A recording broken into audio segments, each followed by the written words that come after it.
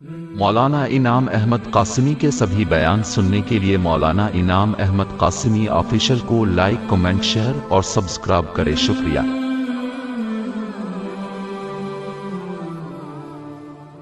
نحمده ونصلي على رسوله الكريم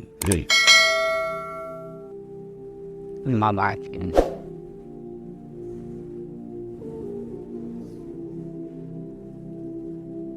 اللہ تبارک تعالیٰ نے قرآن پاک میں ارشاد فرمایا ہے وَلِكُلِّ أُمَّةٍ جَعَلْنَا مَنْسَكًا لِيَذْكُرُوا اسْمَ اللَّهِ، کہ قربانی صرف اس امت پر نہیں بلکہ پچھلی امتوں میں بھی اللہ تبارک تعالیٰ نے قربانی کا حکم دیا۔ حضرت آدم علیہ السلام جو پہلے انسان دنیا میں تشریف لائے اس وقت سے قربانی چل رہی، کوئی نئی چیز نہیں۔ انسانیت جس کو بھیجا گیا ہے انسان کو پہلے کو، جب وہاں قربانی ہے تو پھر بعد میں اعتراض کہاں سے ہو سکتا ہے؟ شروعات ہی قربانی سے انسان کی ہو رہی۔ اس قربانی کے سلسلے میں شک و شبہات بہت پیدا کیے جاتے ہیں، اس کا جواب پچھلے جمعوں میں دیا جا چکا ہے کہ ہر شخص زبان سے کہتا ہو لیکن اس قربانی سے جتنی چیزیں حاصل ہوتی ہیں ان سب سے فائدہ اٹھاتا ہے، اور اس وقت یہ نہیں سوچتا کہ یہ قربانی ہی سے ہم کو یہ چیز ملی۔ جس کی مثال دی تھی چربی، جس سے دال موٹ، صابن، بسکٹ، ساری چیزیں تیار ہو رہی ہیں۔ یہ تیار کرنے والے اور استعمال کرنے والے یہ نہیں پوچھ رہے چربی یا کہاں سے رہے، اعتراض کرنے کو اعتراض کرتے۔ اس کی تمام چیزیں استعمال ہو رہی، جانور کی ایک ایک چیز۔ شادیوں میں ڈھول بجا رہے ہیں، وہ یہ نہیں پوچھتے ڈھول یہ بنا کا ہے کا، گوبھی کے پتے کا تو بنا نہیں ہے، پھر بجا کیوں رہے ہو؟ جب قربانی جائز نہیں ہے۔ ہر جگہ ڈھول بج رہا ہے، ہر خوشی میں بج رہا ہے، ہر پریڈ میں بج رہا ہے، 26 جنوری 15 اگست کو بج رہا ہے، پوری دنیا میں لوگ بجا رہے ہیں۔ تو اگر ہم نے اس قربانی کو نہ کیا ہوتا تو تمہیں کہاں سے ملتا ہے؟ وہ جائز ناجائز کی بات الگ ہے، اسلام میں تو جائز بھی نہیں، لیکن جو لوگ قربانیوں کو برا بھلا کہتے ہیں وہ خود بجاتے ہیں، اس وقت ہی نہیں سوچتے کہ یہ آیا کہاں سے۔ ہر چیز اٹھا کے دیکھی جائے، لیدر کے جتنے سامان استعمال کرتے ہیں لوگ پوری دنیا میں، آیا کہاں سے؟ یہ ہماری قربانی ہی سے تو ملا ہے۔ تو اعتراضات تو کرتے ہیں لیکن اس سے جو چیزیں حاصل ہوتی ہیں خوب فائدہ اٹھاتے ہیں۔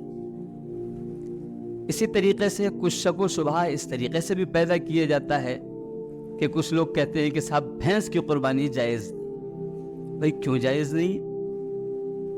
کہ قرآن میں ذکر نہیں ہے بھینس کا، کیسا ہے؟ قرآن پاک نے ایک ایک چیز کا نام نہیں لیا ہے۔ نماز پوری پڑھ کر قرآن نے نہیں سکھائی ہے کہ کیسے نماز پڑھی جائے، خالی کہہ دیا نماز پڑھو، کس وقت پڑھو، کس وقت پڑھو، کیسے پڑھو، یہ ساری جو قرآن میں کچھ بھی نہیں ہے۔ تو کیا وہ سب نماز کی چیزیں چھوڑ دی جائیں؟ نہیں، سیدھا سیدھا اصول ہے دین کا کہ قرآن کی تفسیر حدیث کرے گی۔ قرآن کی تفسیر تو اللہ ہی نے خود کی ہے، اللہ کے حبیب نے نہیں کی۔ قرآن کی تفسیر اللہ نے خود کی حضرت جبرائیل کے ذریعے سے، پھر حدیث کے ذریعے سے اللہ کے حبیب نے اس کو بیان کیا۔ حدیث کی تفسیر صحابہ نے بیان کی۔ یہ ہے ایک سلسلہ کہ ہم کو دیکھنا ہے اس چیز کو، جہاں جو چیز مل جائے گی وہ چیز حلال ہوا کر، جس طریقے سے حرام بتا دیں گے حرام ہوگی، حلال بتا دیں گے حلال ہوگی۔ تو قرآن نے صاف صاف یہ کہہ دیا پالتو جانور، وہ جانور جو اللہ نے تم کو عطا کیے ہیں، جن سے تم فائدہ اٹھاتے ہو، وہ جانور۔ ایک لفظ کہہ دیا، اب اس کے اندر سارے جانور دیکھ لو کون کون سے ہیں۔ جس طریقے سے سفید جانور سے فائدہ اٹھاتے ہیں، اسی کالے جانور سے بھی فائدہ اٹھایا جاتا ہے۔ دودھ لیا جاتا ہے بھینس کا، دوسرے کام کرے جاتے ہیں، بھینسا گاڑی بھی گھر میں استعمال کی جاتی ہے، تمام چیزوں اس طریقے سے۔ تو جب یہ پالتو گھر کے فائدہ اٹھانے والے جانور جو ہیں، جن سے تم محبت کرتے ہو، پال لیتے ہو، ان سے انسیت ہو جاتی ہے، یہ سب چیزیں ہیں عام طور سے. اب ہرن کوئی پالتا نہیں، قربانی نہیں ہے، ایک کا دکا پال لے، لیکن ہر جگہ گھر میں تھوڑی پالی جاتی ہے. تو ایسے ہی جو جانور ہے جن کو جو ہے چیڑ پھاڑ کرنے والے نہ ہو، یہ چھوٹی چھوٹی تعریف کر دی. اب اس میں جتنے جانور آتے ہیں سب کا نام لے لے کر کے الگ بتایا نہیں گیا ہے. اس لیے یہ شک و شبہ پیدا کرنے والے یہود بھی کیا کرتے تھے، کچھ جانوروں کو حرام کر دیتے تھے. یہ والا نر نہیں، نر کا ذکر نہیں ہے، مادہ کا ذکر ہے، لہذا یہ نر نہیں کھائیں. کہیں کہہ دیتے تھے کہ یہاں مادہ کا ذکر نہیں ہے، نر کا ذکر ہے، بکرا کھائیں گے، بکری نہیں کھائیں، حرام ہے. تو یہ ان یہودیوں کی ایک ٹیم ہے جو مسلمانوں کے درمیان میں اختلاف کیسے پیدا کیا جائے وہ ان چیزوں کو تلاش کرتے رہتے، اور تلاش کر کے مسلمانوں کے بیچ میں کنچلجا چھوڑ دیتے. اب مسلمان آپس میں لڑنا شروع ہو جاتے، یہ جائز، یہ ناجائز نہیں، یہ غلط، یہ غلط نہیں. ارے بھائی سیدھی سیدھی قرآن اور حدیث و صحابہ کو دیکھو، اونٹ کی قربانی کا ذکر ہے قرآن شریف میں، تو یہاں کاسگنج میں تو اونٹ ملے گا ہی نہیں، پھر کیا ہوگا؟ یہ سب نہیں، یہ قرآن عالمی قرآن ہے، پوری دنیا کا ہے. یہ نہیں ایک علاقے کا قرآن نہیں ہے کہ عرب میں اونٹ ملتا تھا تو اونٹ کا ذکر کر دیا اور باقی کے نیچے ہوئے سب ختم ہو جائیں گے. نہیں، ایک بتلا دیا جو اللہ نے تم کو عطا کیے ہیں جانور جن سے تم فائدہ اٹھاتے ہو، جن کو گھروں میں پالتے ہو، اس کے اندر یہ سب جانور آ گئے جن سے فائدہ اٹھایا جاتا ہے، پالا جاتا ہے. یہ اللہ نے ہم کو عطا کیے ہیں، انہی کو ذبح کرو، انہی کو اللہ کی راہ میں قربان کرو. اس میں بھینس بھی آ گئی، سارے جانور آ گئے، بڑے جانور آ گئے، چھوٹے جانور آ گئے. تو پھر صحابہ نے جن علاقوں میں گئے ان علاقوں میں جا کے ان کی قربانیاں کی. بھینس جن علاقوں میں پائی جاتی ہے صحابہ وہاں پہنچے، انہوں نے بھینس کی قربانی کی. صحابہ نے سمجھا ہے حضور کو، ہم تم نہیں سمجھ پائیں گے اس طریقے سے، تو صحابہ نے پڑھ کر کے ہم کو بتا دیا. دوسری چیز یہ ہے کہ قربانی کرنے کے بعد اس کی جتنی چیزیں ہوتی اس کا بھی احترام کرنا چاہیے. ہر چیز اس کی رسی کا بھی بتایا کہ اس کو استعمال نہیں کر سکتے. جس رسی میں پکڑ کر تم خرید کر لائے ہو جانور کو، اس رسی کو بھی اپنے استعمال میں نہیں لایا جائے گا، اس کو بھی صدقہ کیا جائے گا، صحیح جگہ پہنچایا جائے گا، اس کو بھی ایسے ضائع کرنے کا حکم نہیں دیا گیا. ایک ایک چیز اس کی. اب ہم کیا کرتے ہیں، قربانی کرتے، یہ سامان وہاں پھینک دیا، یہ چیتڑا وہاں پھینک دیا، یہ چیز وہاں پھینک دی، اس کا پوٹا وہاں پھینک دیا، الٹے سیدھی جگہوں پر ڈال دیا. اب وہاں پر بدبو پھیل رہی ہے، جو گزر رہا ہے کہ سب مسلمان ہیں، بڑی گندگی پھیلاتی ہے، ہتیا کرتے ہیں، اوپر سے گندگی پھیلاتی ہے. تو کس پر الزام، کس نے لگوایا الزام؟ ہم نے الزام لگوایا ہے. صاف ستھرا مدراس وغیرہ کے علاقے میں جانا ہوا، دیکھا ہے کہ بڑے بڑے کارخانے، بڑی بڑی فیکٹریاں چمڑے کی ہیں، اور اس کے پاس سے گزر جائے بدبو نام کی چیز نہیں ہوتی. شروع سے انہوں نے اس کا خیال کیا ہے کہ کوئی بدبو کسی گزرنے والے کے ناک میں محسوس نہ ہو، تاکہ مسلمان بدنام نہ ہو. مسلمان صفائی ستھرائی لے کر کے آئے ہیں، گندگی لے کے تھوڑی ہے. تو جو چیزیں گندگی کی ہیں، بدبو کرنے والی، ان کو اپنے ہاتھ سے گڈھا کھودیے، ان سب چیزوں کو دفن کر دیجیے. نالیوں میں پھینک دینا، سڑک پہ پھینک دینا، یہ وہ جانور ہے جس کو آپ نے اللہ کے نام پہ قربان کیا ہے، اور اس کو آپ اس کی چیزوں کو، کان کو کہیں پھینک دیا، اسرین کو کہیں پھینک دیا، یہ چیز کہیں پھینک دی، چربی کہیں ڈال دی، بوٹی کہیں ڈال دی. یہ سب نہیں کرنا چاہیے. یہ اللہ کے نام پہ قربان ہوئے جانور ہیں، اس کی ایک ایک چیز احترام کی ہے. ان کو سمیٹ کے رکھا جائے، تھیلی میں رکھا جائے، اور اس کو لے جا کر کے گڈھا کھود کے دفن کیا جائے اپنے ہاتھ سے، تب ہماری قربانی مکمل ہوگی. خون کو بھی نالی میں نہ پایا جائے. اس طریقے سے مٹی، برادہ، کوئی چیز راکھ رکھ کر کے اس کے اندر اس کو اٹھا کر کے احترام سے اس کو دفن کر دیجیے. تو یہ طریقہ ہم نہیں استعمال کرتے، ہم اس کے اندر کوتاہی کرتے ہیں. لہذا اس کا خیال رکھا جائے. نگر پالکا کی طرف سے گورنمنٹ کا انتظام ہوتا ہے، ان کی گاڑیاں گلی گلی جاتی ہیں، اور جہاں نہیں جاتی ہیں وہ اطلاع کریں کہ ہمارے محلے میں وہ گاڑی بھیجیے بھائی، یہ سب سامان جو ہے یہ ہمیں احترام سے جگہ پہنچانا ہے، گلیوں نالیوں میں نہیں پھینکنا ہے. تو وہ گاڑیاں آئیں تو اس کے اندر پوٹا اور یہ سب چیزیں جو ہوتی ہیں اس میں اپنے ہاتھ سے رکھیں، تاکہ یہ صحیح جگہ پر پہنچ جائیں اور سب جگہ بدبو نہ پھیلے. اس کا ہمیں خیال رکھنا چاہیے. اگر ہم نے اس کا خیال نہیں کیا تو ہم اسلام کو بھی بدنام کریں گے اور اپنے کو بھی بدنام کریں گے. اس چیز کا خاص خیال رکھیں. کھال ہے وہ دفن کرنے کا جامعہ میں انتظام ہوتا ہے، کھال کو لے جا کے وہاں رکھ دیجئے، لیکن کھال کی جگہ تھوڑی جگہ میں آ جاتی ہے، بوٹا ووٹا سب لے جا کے پلٹ دیتے ہیں کہ یہ بھی لے جاؤ تم، ہے کھال کی جگہ اس کو بھی دفن کرو، تو یہ غلط چیز ہے، ایسے نہیں، جس کی جو جگہ چیز ہے اس کو اسی جگہ پر پہنچایا جائے اور احترام کے ساتھ، عزت کے ساتھ، بوجھ سمجھ کر کے نہیں، قربانی کا حصہ سمجھ کر کے ہمیں اس طریقے سے سارے کام کو انجام دینا چاہیے۔ تو ایک تو قربانی کے اعتبار سے بدنام ہوتے ہیں، ایک بدبو اور گندگی کے اعتبار سے ہم بدنام ہوتے ہیں، اس کو بھی ہماری بدنامی ہمارے سر نہیں آنی چاہیے۔